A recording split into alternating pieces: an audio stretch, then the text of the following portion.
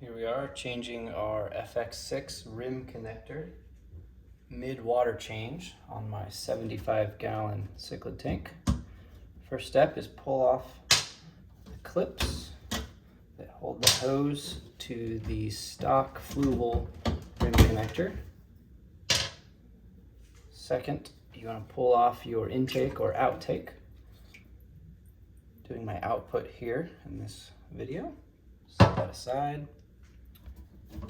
Pull the hose off to the side, and here comes the hard part. You gotta pull off your factory clip, which I know we all dread. We're gonna break the glass doing this. Got that off. Next, we slide the hose into the rim connector that I made.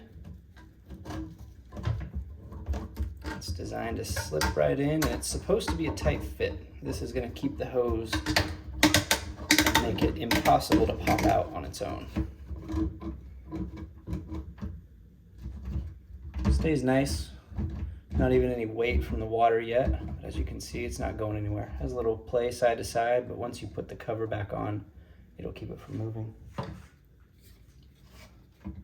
Put your output back on.